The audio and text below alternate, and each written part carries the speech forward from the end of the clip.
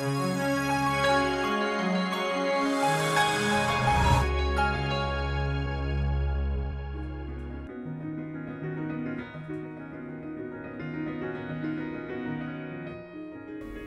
ano de 1859, nasceu na pequena vila de Regência, localizada em Linhares, ao norte do estado, um genuíno herói brasileiro.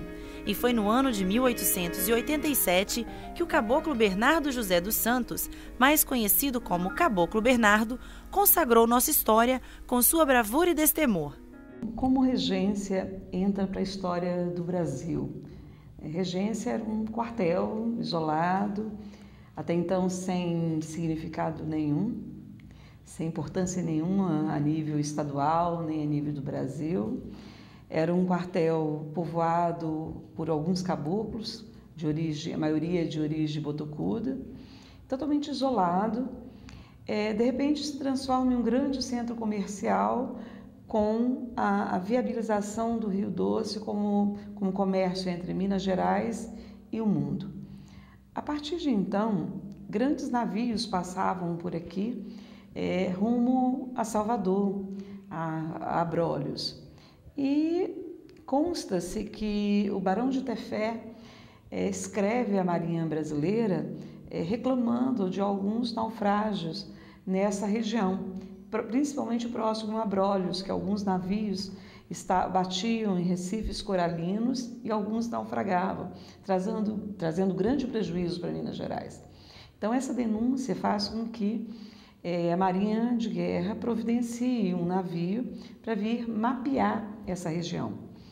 E isso foi destacado o navio Imperial Marinheiro, que era um navio moderno para a época, um navio escola, onde estavam na tripulação estudantes da Marinha e altas personalidades da Marinha Brasileira. Na madrugada do dia 7 de setembro para o dia 8 de setembro, esse navio bate em um banco de areia a 2 milhas do quartel de Regência.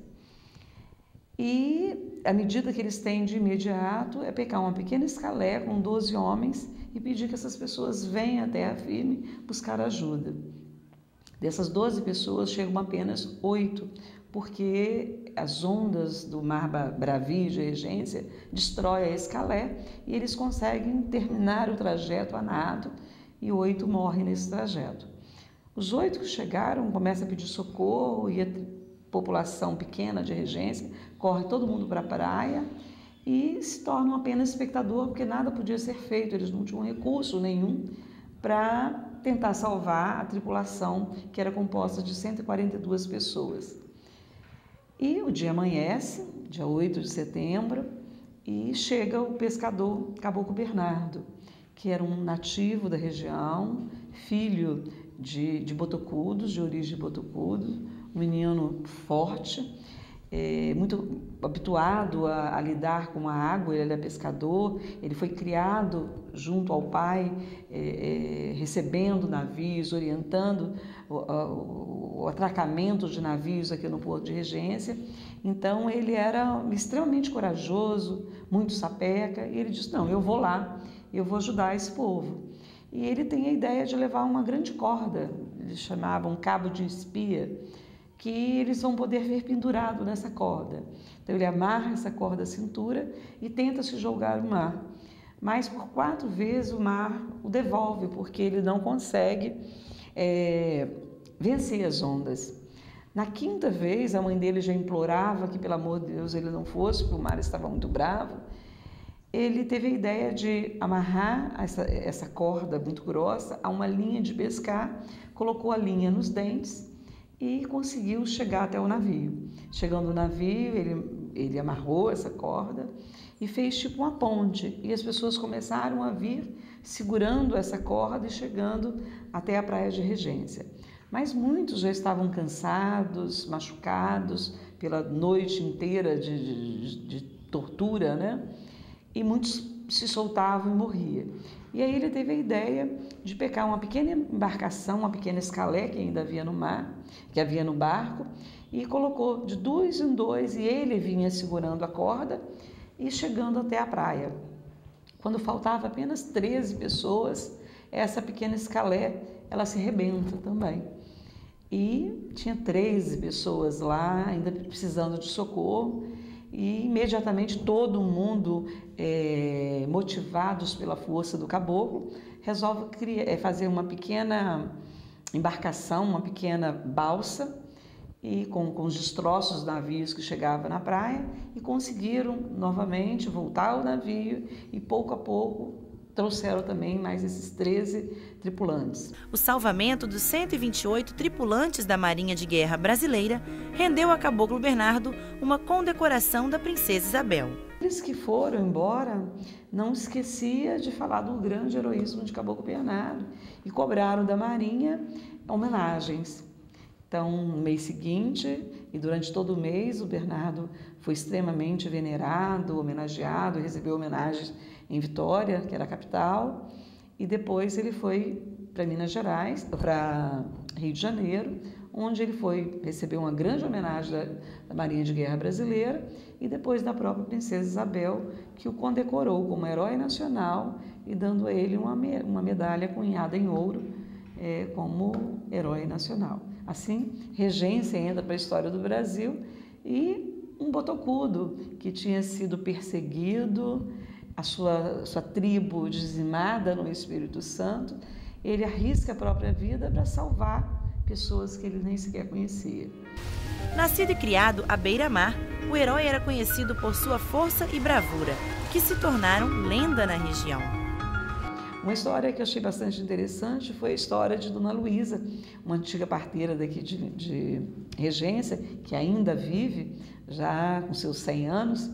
Ela diz que o marido dela conheceu o Caboclo Bernardo, ele era criança e Caboclo Bernardo já era rapaz, que um dia uma anta estava na beira do rio e Caboclo Bernardo pulou no pescoço da anta com um pequeno canivete e que ele rolou horas com essa anta, né? A anta mergulhava e todo mundo gritava achando que Caboclo Bernardo tinha morrido. Daqui a pouco ela boiava, ele grudado nela com um canivete, esfaqueando, até que ele conseguiu dominar e matar a anta e que virou uma grande festa na cidade comendo a carne da anta, né?